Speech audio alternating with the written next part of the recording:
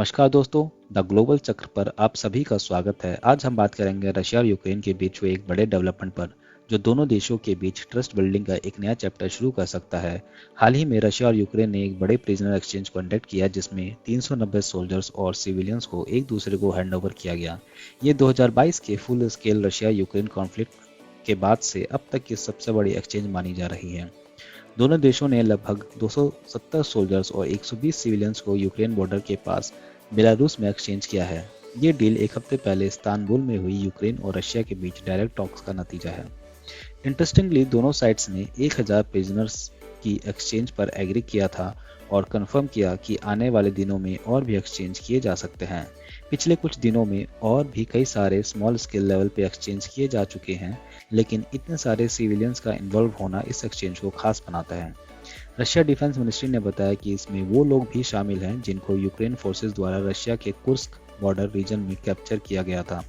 Ministry ने यह भी बताया कि ये लोग भी अभी बेलारूस से मेडिकल चेक्स और ट्रीटमेंट के लिए रशिया ले जाए जाएंगे। यूएस प्रेसिडेंट डोनाल्ड ट्रंप ने भी ट्रूथ सोशल प्लेटफॉर्म पर इस स्वैप की बधाई दी और कहा कि ये किसी बड़े बदलाव की ओर संकेत करता है। ये प्रिजनर स्वैप तुर्की में एक हफ्ते पहले हुए एग्रीमेंट का रिजल्ट है, जब यूक्रेन और रशिया के लो लेवल डेलीगेशंस मार्च 2022 के बाद पहली बार फेस टू फेस आए थे। हालांकि यह मीटिंग सिर्फ 2 घंटे चली और सीज फायर की तरफ कोई प्रोग्रेस नहीं हुई। रशियन फॉरेन मिनिस्टर लेवरोव ने फ्राइडे को कहा कि सेकेंड राउंड की टॉक्स भी होंगी, जहां मॉस्को यूक्रेन को एक मेमोरेंडम देगा।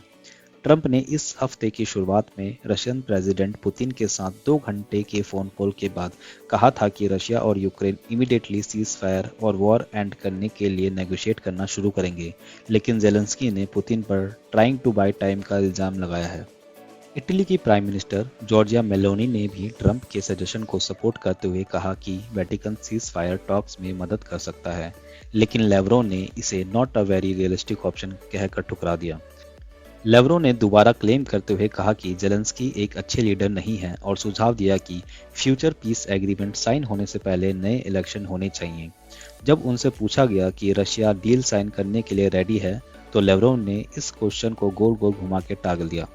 उन्होंने कहा कि एग्रीमेंट रेडी होने के बाद रशिया देखेगा कि यूक्रेन में कौन है जिसके साथ डील साइन की जा सकती है।